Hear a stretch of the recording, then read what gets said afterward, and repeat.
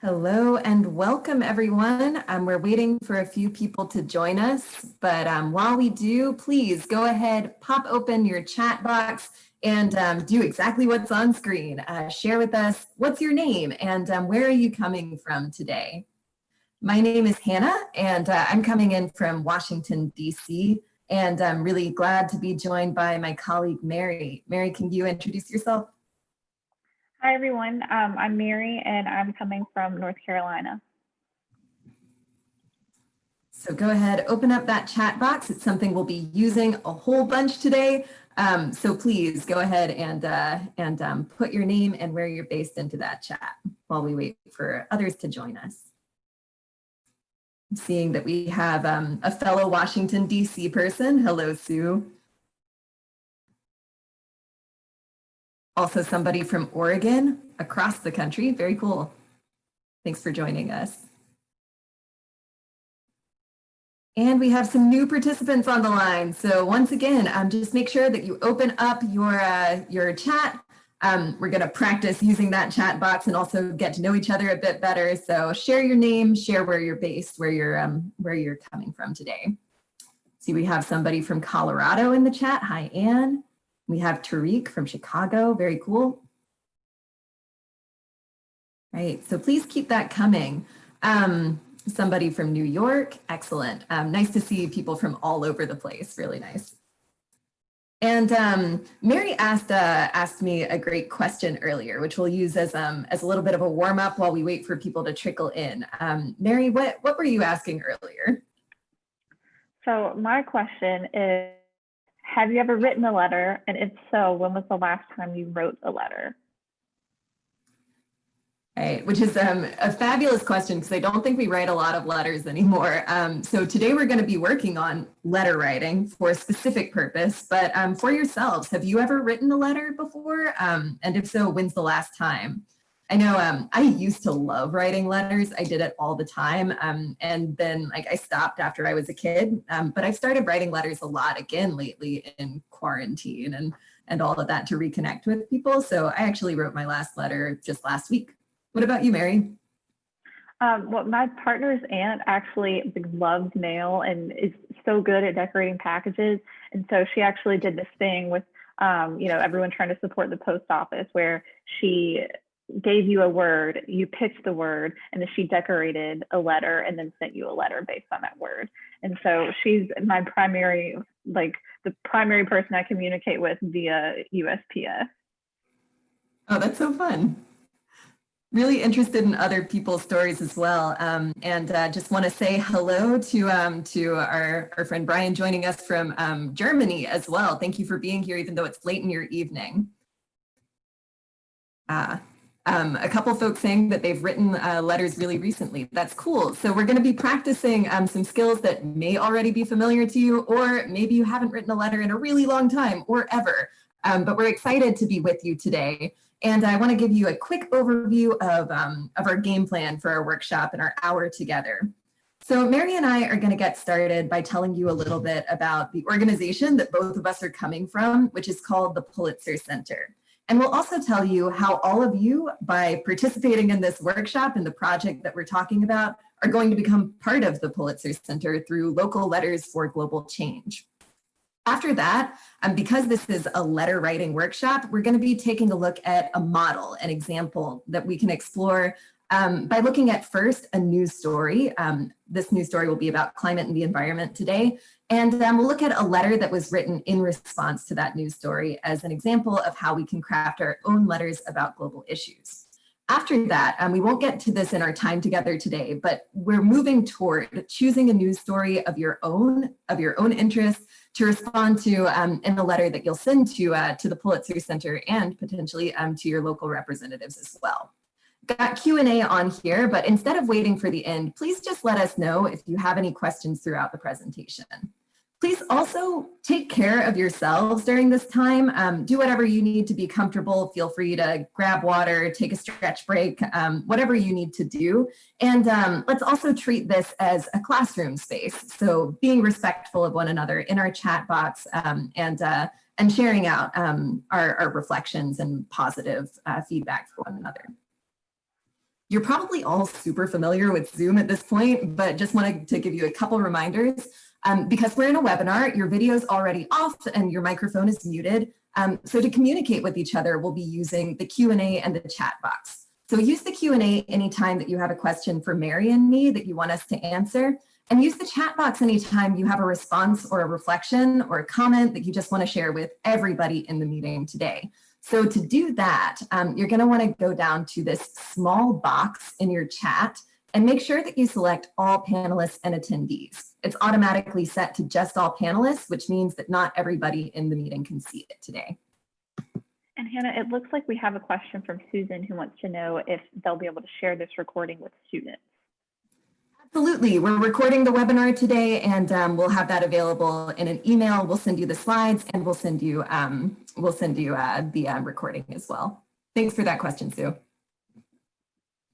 So we'll get started with a quick introduction to what the Pulitzer Center is. And basically, Pulitzer Center is a journalism organization, but there are a million different ways to classify news stories and to talk about what it means to be a journalist. So to better understand why we do what we do at this organization, we tend to break it down into two categories.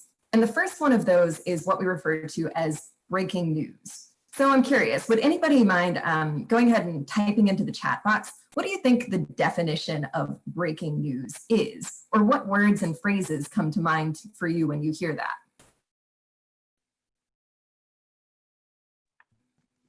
So we're seeing relevant news. Relevant, that's a good word. Or current. Excellent. Recent news stories that are of importance to a wide audience. Interesting. Okay, so I'm seeing like some themes of like currency and some themes of importance as well. And those are both absolutely true. Breaking news is the newest news that you'll see. It's happening now, as Charles is telling us. So it might be a car crash that happened down the street, or a natural disaster that's bearing down on our communities, the latest news from our government or about the public health crisis. All of these are examples of recent news that I know I've seen in our headlines. And these news stories tend to dominate our news landscape a lot of the time. They're really important. Generally speaking, a journalist will have a very short period of time to turn a story like this around. From the time that they get the news themselves, that this is happening, to the time that they have to share it with you and me and the public, they usually have less than a day and sometimes less than an hour to put that information out. So they're doing a really important job in informing us and a really difficult job in being accurate while they do that. But at the Pulitzer Center, we do not focus on breaking news stories. Instead, we focus on the second category, which we call the underreported story.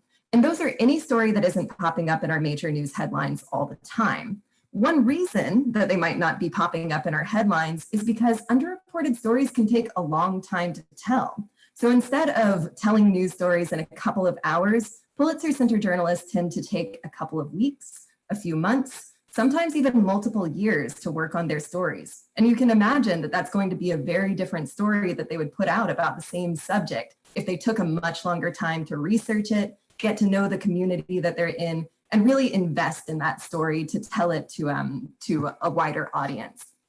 So those are the kinds of stories that we'll be exploring today and that you'll be able to explore for the purpose of our letter writing together. I'm going to share a quick excerpt of a video from some of our editors at the Pulitzer Center describing what an underreported story is and how you can go about finding some of them in your own community. Hi, I'm Steve Sapienza. And I'm Nora Moraga Louie. We're members of the editorial team at the Pulitzer Center. And we're here to talk about underreported stories, why they matter, and how you find them. An underreported story covers an issue that is important, but isn't getting the attention it deserves. These can be stories that aren't necessarily in the breaking news headlines, or they're covered, but missing critical perspectives and nuance. Underreported stories, they're underreported for reasons. It usually has to do with our agenda setting. It's driven by clicks and news cycles around things like disasters and elections. Of course, that doesn't tell the whole story about the world. These are stories that can save lives. For example, we now know that there was far less coverage of the coronavirus issue in the first weeks of 2020 than we should have had, given what epidemiologists knew at the time. The last time there was a pandemic, in 1918, the same thing happened. The flu claimed millions of lives, but the virus barely made the front page because most news coverage focused on World War I. Underreported stories raise awareness about issues we know little about. Reading them makes you a smarter citizen, better able to make informed decisions and useful contributions to society. They also illuminate the deeper issues that we face as a society. They help us build empathy, expose corruption, hold the powerful accountable, find solutions to difficult problems, and affect change. So how do we support these underreported stories that Nora and Steve were telling us about at the Pulitzer Center? We do that by giving journalists grants, which means we're giving them money to tell stories. And that might be to support them in traveling somewhere else, taking the safety precautions that they need, developing whatever kind of equipment they need for that story, and also for taking that longer period of time to tell it that we talked about before. After a journalist produces those stories and publish them, we also want to make sure that they don't just disappear in the news cycle when the next breaking news story arrives. So we also do education and outreach work like this, extending the conversation around the really important global issues that resonate with you and with me. So those news stories are published in news outlets all over the place. The Pulitzer Center is not a publication. Instead, we work with all kinds of local, national, and international publications to tell these stories and to make sure that they're heard by a wide audience from many different perspectives. Our journalists focus on all different kinds of themes and global issues, and really the only thing that these have in common is that they're underreported and that they're global issues that our journalists were passionate about and made an argument for. So they really wanted to tell this story and make sure that they got the word out about this issue. These are just a few examples of some of the topics that they've covered in the past. But I'm really curious to know from all of you, which global issues are the ones that you tend to focus on when you're looking to news stories or when you're prioritizing in your own life? We have a poll that Mary just launched for us. Thanks, Mary. So are you interested in environment and climate change, in migration and refugees, in stories of racial justice, in stories about health and COVID-19, or in something else completely? And if there's a global issue that isn't listed here, or if you want to give us a little bit more detail about the kinds of news stories that you're looking for, please open up that chat box and let us know.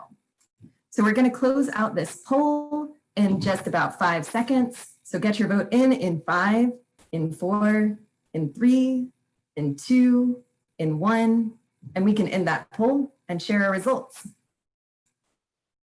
So I love to see the spread that we have here. It looks like a lot of people, 71% are interested in migration and refugees issues and in racial justice issues, but there are also a lot of people saying health issues and environment issues are important to them as well. So again, please feel free to share a little bit more detail about those and about the other issues that aren't covered in this short list that you would be interested in focusing on in your own letter writing and advocacy work as well. This brings us to our work together today. Our journalists have identified all kinds of different global issues that matter to them, but what global issue matters to you? That's what Local Letters for Global Change is all about, is figuring out what's a global issue that you want to advocate for and how can you do that through persuasive writing. So this is an annual contest that we run at the Pulitzer Center in the fall. And you'll see down here at the bottom that you have just under a month to write and finish up these letters and turn them into the Pulitzer Center for the possibility of being featured on our website with your photo and bio, if you're comfortable with that, and also winning up to $100 for your class. There are some pretty simple guidelines up top here. Basically, what you're going to do to enter this contest is identify a global issue that you care about and find an underreported story about that issue on the Pulitzer Center website. And then you'll construct a letter about that issue using this 3-point structure. First, summarizing this global issue that you're knowledgeable about for somebody who may have never heard of it before. Second, you're going to explain why this issue is connected to you and to your community. So you already care about it, but why should your neighbors? And finally, you'll be identifying and advocating for an action step that you would like your local governmental representative to take to help with this issue. It may not solve the issue completely, especially if you're dealing with really big issues like the ones that we've just been talking about, but it should be something that will alleviate, make lives better for a lot of people in your own community in the short term as well. I want to show you a few examples of global issues that students have advocated for in the past. So these are our contest winners from the year 2019, and I hope that when you receive the slide deck after our presentation, you'll take a minute to dive more deeply into their letters because they're fantastic. So we've had students write about education equity, about the opioid epidemic, food security, LGBTQIA+ rights, deforestation, reproductive rights, healthcare access, animal endangerment, Latinx women's rights, immigration, and all kinds of different issues. So whatever you're passionate about, that is the thing that's going to make a great letter. It'll shine through in your writing. Now we're going to take a look at one example of a letter that a student has written in a previous year that was a winner of this contest. And to do that, we'll start by exploring the photo story that she chose to respond to. And to take us through this story by photojournalist Zaija Cruz-Bacani, I'm going to turn it over to Mary. Great, thanks, Hannah. So as we're reading this, just think about the global issues that stand out in this excerpt, okay? So let's get started. Palm oil production is one of Indonesia's biggest industries, supplying almost half of the world and driving massive deforestation on the archipelago. In addition, Indonesia's largest population, agricultural land use practices, deforestation, and coal consumption make it a high greenhouse gas emitter. To make way for commercial logging interests, Indonesia's indigenous people were forced 50 years ago to migrate into the country's peatlands. Frequent heat waves and unpredictable weather make peatlands prone to wildfires, threatening their indigenous inhabitants. With few government protections, indigenous groups have nowhere else to go and are vulnerable to lung disease caused by exposure to heavy smog produced by the palm mills, while indigenous women desperate to leave are often preyed upon by human traffickers. In this project, Zaija Bacani reports on the environmental and social challenges facing indigenous people working on Indonesia's palm plantations. Now we'll take a look, since Zaija is a photojournalist who tells stories through photography, at a few of her images as well. Great, thanks, Hannah. So palm oil plantations occupy about 1.9 million hectares of land in Riau.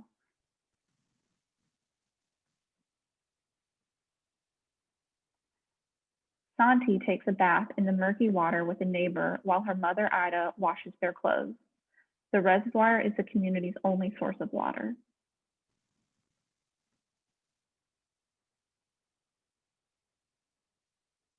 Palm oil workers meet to discuss their work conditions in the plantation.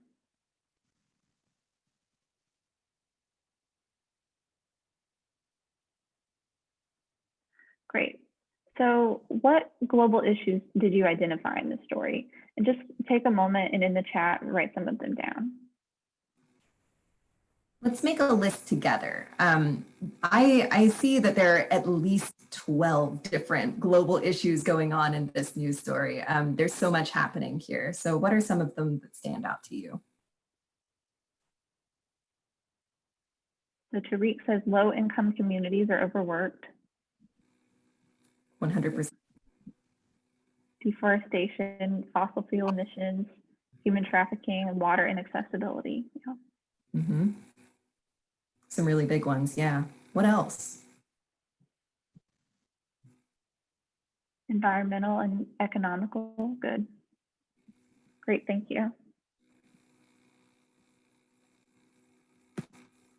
These are some great examples, and there are many more. What are some others that you can see in this story, Mary? Let's see, so human trafficking is a big one, women's rights. And then there are some health issues too. So we see lung disease. Absolutely. So many people earlier said that they were interested in health issues. So you can see those shining through here for sure. There are also issues of particular justice questions. So Indigenous groups are being particularly targeted. Indigenous people's rights is a big thing going on here. So there are many different things that you could draw out of this depending on your own passion areas. Great. So as we kind of reflect on this story, just think a moment to think to yourself about how you might summarize this story and these issues to someone who doesn't really know anything about it.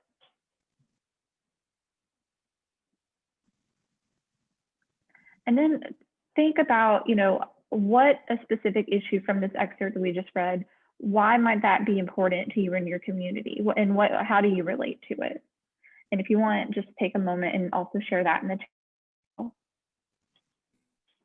So we'll take 1 minute to reflect on this. Just this second question here.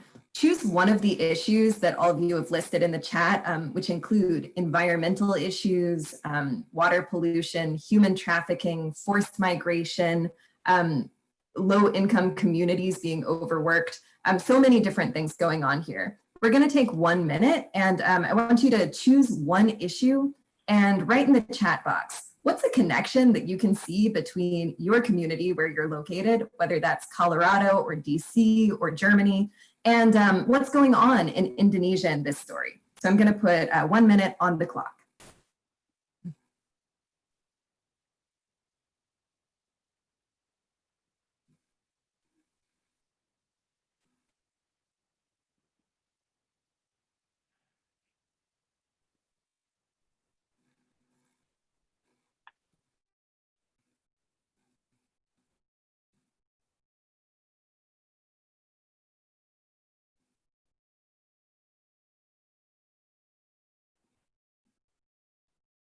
"30 seconds left, starting to see some answers come in. Thanks for that.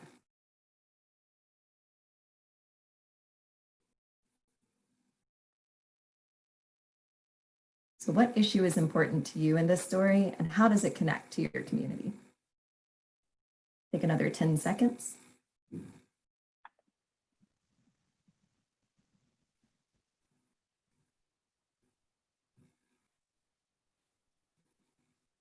And that's 1 minute. You can continue to go ahead and type in your responses as we take a look at our discussion in the chat. Great, and I see, so we use and eat stuff made from palm oil, Susan says, and Anne says water and climate change. And Sophia talks about environmental issues in her community. And then Madeline talks about climate change as well. So great, so we see a lot of issues with climate change and about kind of how, we can impact these other communities that we might not even be a part of based on, what we're consuming. Great. Yeah, these are fantastic. And I want to read out Sophia's answer as well. Environmental issues are prevalent in my community because they threaten accessibility to fresh food and clean air and water. Not having access to these things can cause sickness and an unfair disadvantage to quality of life. So Sophia is starting out with an environmental issue, but also identifying how these global issues are connected, right? So you can see the same thing happening in this news story by Zaisha Bakani, where because of these environmental issues, there are also unfair labor conditions, health problems, economic mobility issues. So I really appreciate that thoughtful reflection there. Great, thanks everybody. All right, and so kind of as you think about these issues and why they're important to you, what would you want your congressperson to know and what action should they take? Just kind of think about that as we move forward. And Hannah, I think I'll turn it over to you. Oh, thanks, Mary. Now that we've taken a look at the structure that we use for thinking through how can we take a news story and turn it into basically communication to other people and action, I want to share with you that there is a graphic organizer that has all of this. I know my brain really works well when I get to have these questions listed out for me and to respond to them in order. So that's available to you if you want to check that out at the pulitzercenter.org/local letters link below. But for right now, we're going to take a look at how one student in 2018 answered those questions about the story that we just explored. This is Isabelle Khalid, and at the time of writing the letter, she was a junior at a high school in Ohio. And she's very passionate about environmental issues. So she chose this story and advocated for some solutions to the problem in her local community. So we're going to take a look at her letter now. We'll read that aloud. And while we go through it, remember that as a letter writing competition and as a means of telling our local representatives what we want them to prioritize, this is writing with a really clear purpose. So let's think about what is the purpose of each paragraph that we read, and we'll reflect on that after we read each section aloud. So Isabelle wrote to Senator Sherrod Brown, since she's based in Ohio. She wrote, "Dear Senator Sherrod Brown, it is impossible to ignore the devastating effects that humans have on the earth, so we must stand together to protect this once beautiful planet and its inhabitants. I believe that change should start by terminating the usage of Indonesian and Malaysian palm oil, a horrendously common soap, cosmetic, and food ingredient. This easily replaceable oil has innumerable deadly and irreversible side effects, such as greenhouse gas emissions, drastic deforestation consequences, and horrible living and working conditions for palm oil laborers, as seen in the Pulitzer Center article No Man's Land by Zaija Cruz-Bacani. Cruz-Bacani's article has heartbreaking personal accounts with irrefutable evidence of the damaging effects that palm oil has, not just on the maltreated Indonesian workers, but on the international climate as well. There are many families in Indonesia working all day and making only $4.75 a week, while their land is forcibly reduced to a smog-filled hellscape, devoid of even clean water or air. People are hesitant to cut ties with this multi-billion-dollar industry because, unsurprisingly, mankind continues to choose temporary riches over ecological lives." So let's do a quick check-in. What's the purpose of this paragraph in Isabelle's letter? Is she arguing for an action here, summarizing a news story, or making a local or personal connection to a global issue? Mary, could you launch that check-in for us? And it's possible that more than one of these could describe this paragraph, but what do you think this is primarily doing?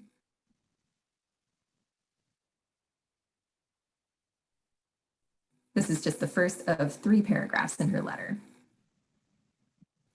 And while you answer that, I will take us back in the slides so that you can review it as well.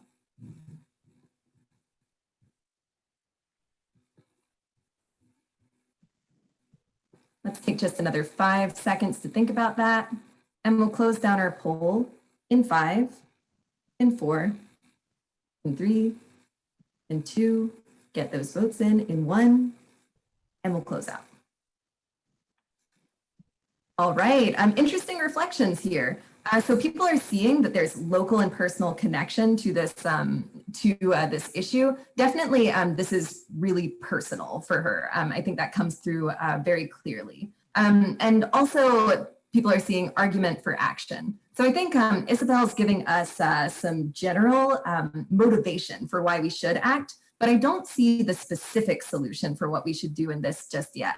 So I would describe this as a summary of the news story, because what she's doing here is telling us about a global issue that maybe her senator or a lot of people reading this letter might not know about, that palm oil is a huge industry and that it has devastating consequences for the earth.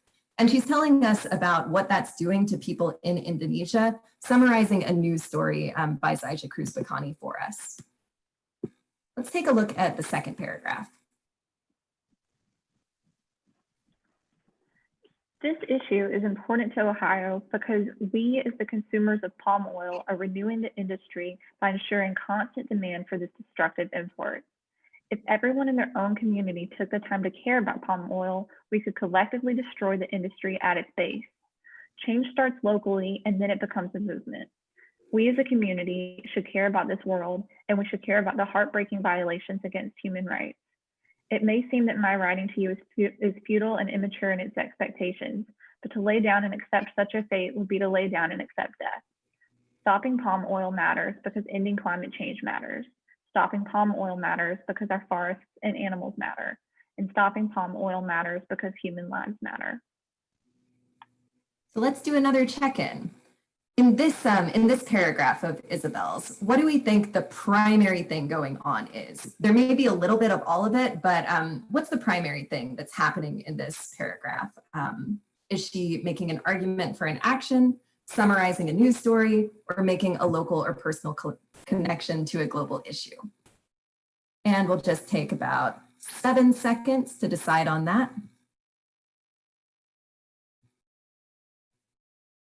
And while you're thinking, once again, I'll take us back to that paragraph in case you want to review it.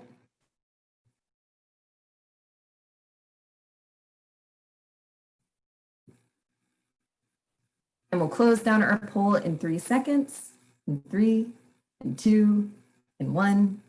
Let's see our results. Okay, so a little bit of a mixed result once again. Some people are saying an argument for an action. And once again, I'm definitely sensing Isabelle's passion here. So there is that argument going on, but it's still not very specific what she wants us to do. She's telling us to care and she's telling us that change starts locally, but what is it that she wants to have happen? So I agree with folks who are saying local or personal connection to a global issue is what's happening here. You can see right at the beginning, she's saying this issue is important to Ohio, really explicitly. Like my senator should care about this because this is a local issue for us right here at home. And finally, our last paragraph. Mary, can I ask you to read this one aloud as well? Sure. So palm oil is not essential, nor is it unique in its ability. And many companies have begun replacing palm oil with other less harmful alternatives. We must raise awareness of this issue by pressuring companies and consumers to stop using palm oil products. Prices of palm oil have been rising with the Indonesian and Malaysian biofuel mandate, so the time to act is now. In 2011, the Australian Parliament passed the Food Standards Amendment stating that palm oil must be specifically labeled on foods. This may not seem like a profound change. However, with campaigns against the use of palm oil as well, consumers can make informed choices against a formerly dominating industry. I urge you to push anti-palm oil legislature and to similarly force companies to advertise their use of palm oil while raising awareness for this issue to the public. With widespread knowledge of this issue, citizens are more informed and can choose to be compassionate in their decision-making. This may seem like a depressingly mild solution to such a long-running problem. However, realistically, I believe that we must work smartly and diligently to find the best solution possible. I ask you, will you stand on the side of history that killed the earth for a bar of soap, or will you take action? Thank you, Mary. So I have a surprise for you on the next slide. A third check-in. You may be able to figure this out from process of elimination, but just quickly, let's check in with each other. What do you think? What's happening in this paragraph and why did Isabelle write it? Is she arguing for an action step? Is she summarizing a news story? Or is she making a local and personal connection here? And of course, none of these things are mutually exclusive. All of them can be happening at the same time, but what's the primary thing that's going on in this paragraph of Isabelle's letter? We'll take another 5 seconds. And we'll come back together in 3, in 2, in 1. All right, so it looks like most folks are saying there's an argument for an action happening here. And I definitely agree with you. Whether you agree with Isabelle's solution to this problem or not, she's definitely making a clear statement of what she wants to have happen. She wants her senator to be raising awareness of this issue and also having companies forced to label their products so that people know there's palm oil in this and can make their own choices based on that, that further information that they otherwise might not have had. There's also more local and personal connection going on here for sure, as at least one of you pointed out. She's throughout this letter, she's definitely making a lot of personal connections to why we should care and calling people to action from a point of like passion for herself. So I want us to take a few minutes to reflect on this letter as a model for our own writing. You may have a completely different approach to writing than Isabelle, and that is 100% fine. You should use the voice that is natural and authentic for yourself when you write these letters. But I'm curious to know, what do you like about this letter? If Isabelle were here right now, what positive feedback could you give her? And what is she doing that works, that persuades in this letter? So go ahead and share in the chat. What are some things that stand out to you? Maybe about her tone or about how she organizes this letter. What is she doing well here?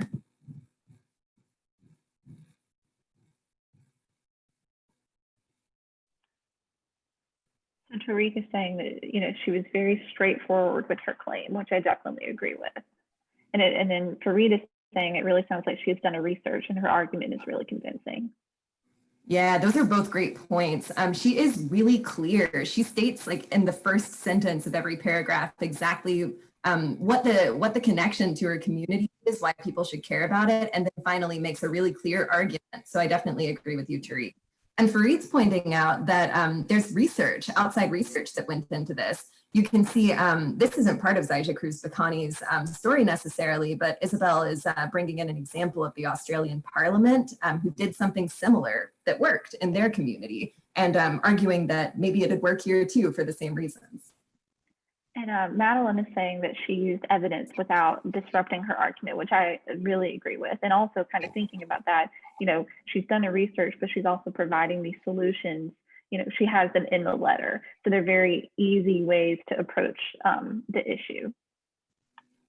Definitely agree with you, Madeline. And she does a great job of that with her summary portion too, right? Zaija Cruz Bacani's article doesn't just come out of nowhere. She's referencing it because it's an example that supports her argument. She believes that, that we should be doing more to protect our planet and that palm oil has a role to play in that planetary protection. So she's using her evidence to support her argument, not just to throw in extra anecdotes and things like that.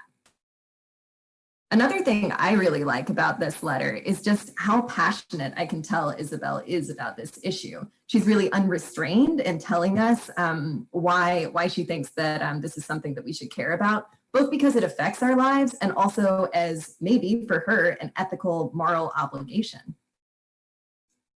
Anything you'd like to add to that, Mary, before we go on? No, I think you've got it covered. I will say the one part about, just the simple thing that, palm oil is a part of soap, just in talking about how it's easily replaceable. I think she just makes some really compelling points. I think that speaks more to the point that Madeline made. Yeah, that is such a good point. Just from the excerpt of Zaija Cruz Bacani's article that we read together, I wasn't sure what palm oil is or what role it might play in my life. So Isabelle tries to make that really clear. If you don't know what palm oil is already and you're not informed about this as an issue for people like me, she's telling us it's in your soap, it's in your food. Like this is where you need to be looking for this as part of your everyday habits. So this is a story that Mary and I have selected for us to explore today, and a story that Isabelle chose to respond to. But the whole point of Local Letters for Global Change is for you to identify issues that you care about and to explore them and make connections to your own community. So this is about your choice and finding the underreported stories about global issues that maybe aren't popping up in our headlines every day. So to do that, we're going to move to actually researching some news stories that you might be able to use yourself. So I'm going to show you the Pulitzer Center website and how you could navigate that to find issues that matter to you. But while I'm getting that pulled up, I would love it if you could just type in the chat, what is an issue that you think you might be interested in exploring? And we can look for that news story together on the Pulitzer Center website, see if we can find something that's relevant to the interests of people in this virtual room. So to find news stories that are eligible for this contest, you're going to use this link. It's www.pulitzercenter.org/reporting. And this is what it pulls up when you go there. There are two different routes that you could take. You could just use this search bar right here, or maybe you're not quite sure what issues you care about just yet. So you want to go to our issues page right here.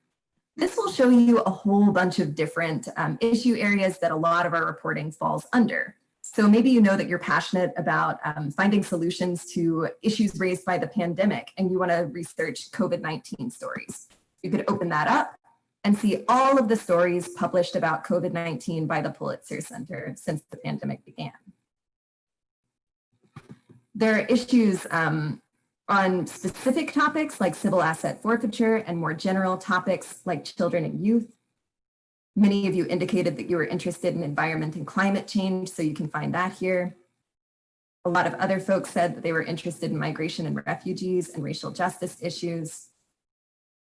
So hopefully you'll be able to find something that's interesting to you on the Pulitzer Center website. We've been around for almost 15 years now, and there are thousands and thousands of stories for you to choose from. Mary, do we have any suggestions for what we should look at for a news story together? So Anne has asked about chocolate production and slave labor, and then Tariq has also asked what the link is again. And Tariq, I can put the link in the chat.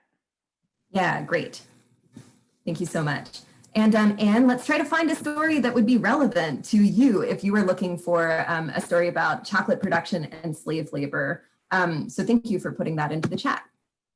So I just pulled up our advanced search bar, which will help us to get some more specific results. First of all, I'm just going to type in like this is Google. I'm going to search for chocolate production and see what happens. Maybe we'll get some really relevant results, but we'll see if we need to get more specific with our advanced search as well. So we have something about poultry plants. We have something about water crises.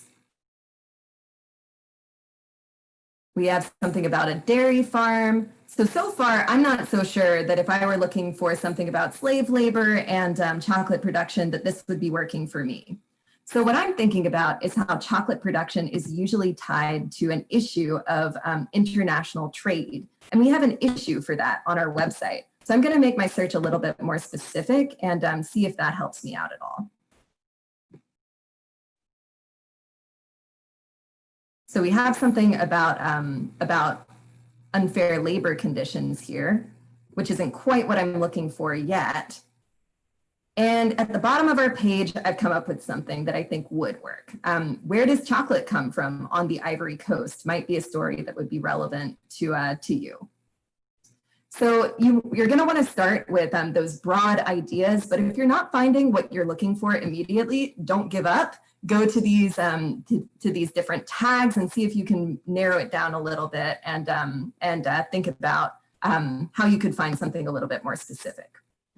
Again, maybe you're not sure what the issue that you care about is quite yet, but you know, I want to watch a video today instead of reading an article, or the other way around, and you can do that right here. Maybe you also know that there's a particular region of the world that you want to focus on, so you can search for just stories that are taking place in the Caribbean. You could search for just stories that are taking place in Azerbaijan and get some really specific results there as well.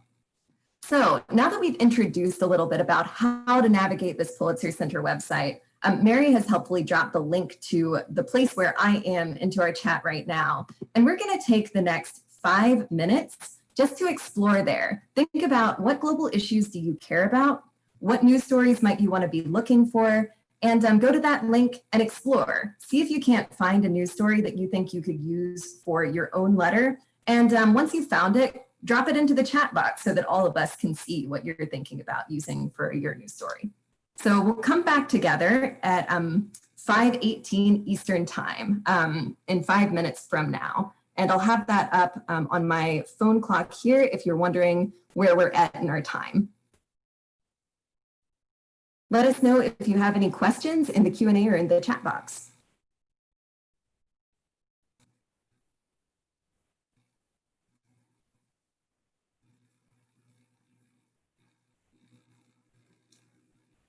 If you've already found a story for yourself or you know really well what you're looking for, you might use some of this time to start reading that story, exploring it more deeply, and thinking about some of the questions on these slides. What is the way that you could explain that to somebody else? How is it connected to your community? And what action do you want people to take on that story?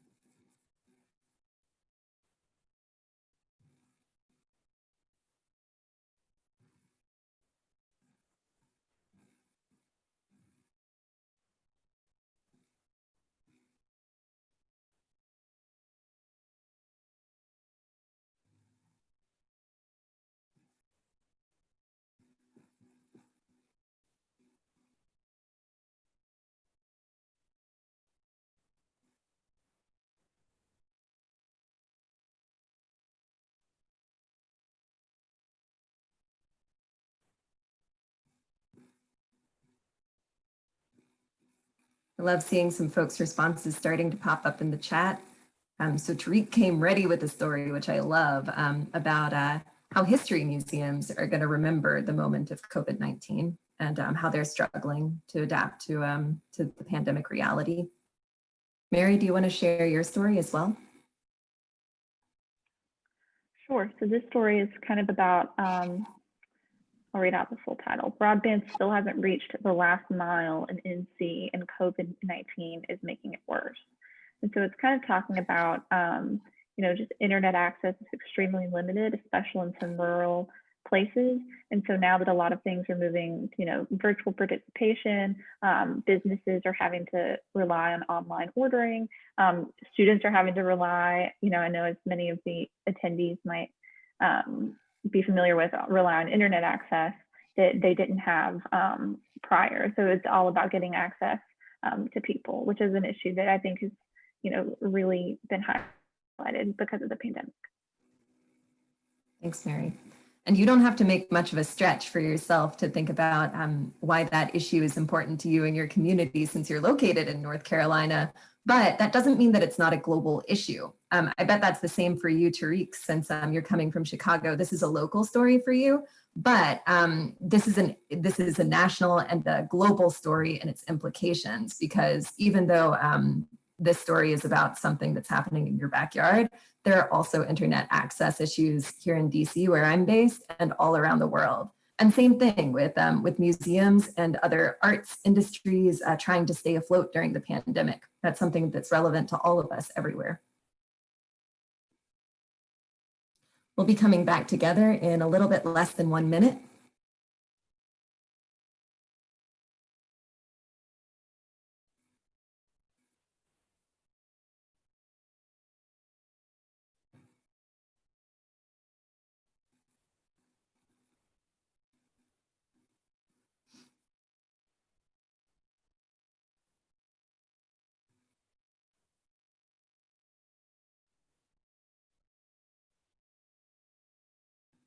Just under 30 seconds. So copy that link down wherever you are right now. Doesn't have to be your final story, but share with us something interesting that you were able to find in your search.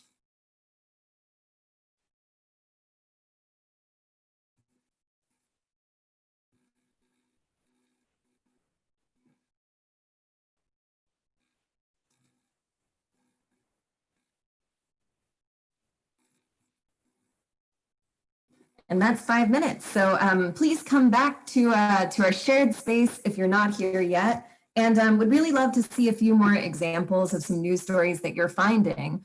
And if you weren't able to find a news story that was relevant to the issue that you care about, let us know that too. Let us know what the issue is, and maybe we can help you navigate that and figure out what kind of issues and reporting we have available to you. We'll also make sure that all of you have our emails at the end of this webinar, so that if you have questions about finding something, a story about an issue that you care about, or any questions about constructing your letters, that you can reach out to us as well.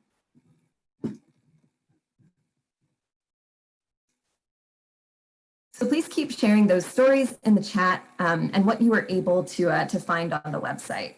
But your next step, once you've done a little bit more digging, and it may take you more than 5 minutes to find the story that you want to use for your final letter version, we're going to think about these 3 questions once again.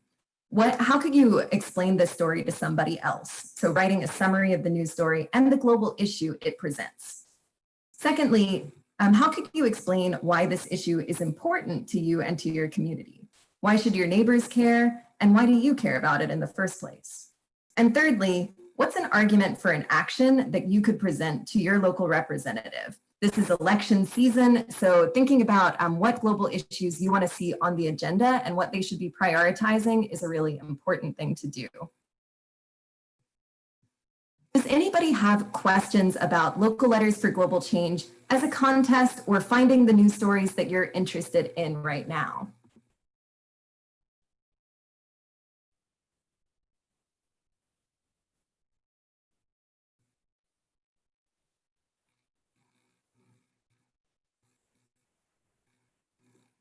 If you do, please feel free to type those into the chat or into the Q&A, and we'll be watching out for them as we go forward.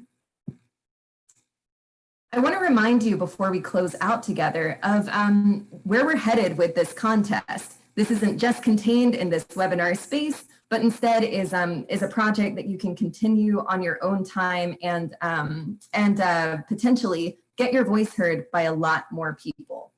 So to submit your letter, you're going to go to the pulitzercenter.org/local letters link, and you'll find a Google form there that'll ask you for a little bit of basic information about yourself, like where you're located and what grade you're in, and we'll give you a prompt to paste in your letter into that form. You can also send this letter directly to your representative in addition to sending it to the Pulitzer Center. And as part of this presentation, we have a link embedded for you to find out how to contact that local representative if you're located in the US. It may take a little bit more research for our folks who are located internationally, but you'll be able to find those links as well.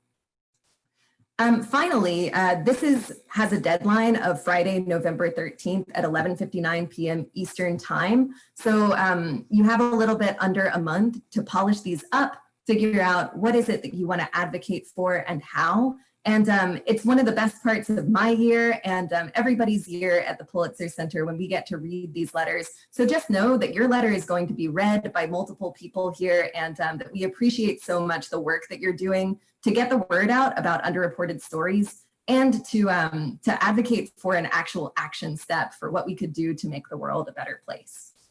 If you know folks who might benefit from joining a webinar like this and practicing their letter writing, we have another workshop coming up on the 20th of October as well.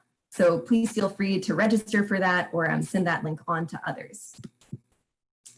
Finally, if elections are something that is very much on your mind, then please come out to our webinar on the 29th of October with Brittany Gibson, who's going to be talking about her long-running reporting project. She started reporting on voter suppression in the United States back in the beginning of this year, before it was one of those breaking news stories that was dominating the headlines, and will be sharing with us what we need to know ahead of the US elections. So please join us for that. Her reporting is also something that you can use for the letter writing contest if you'd like to.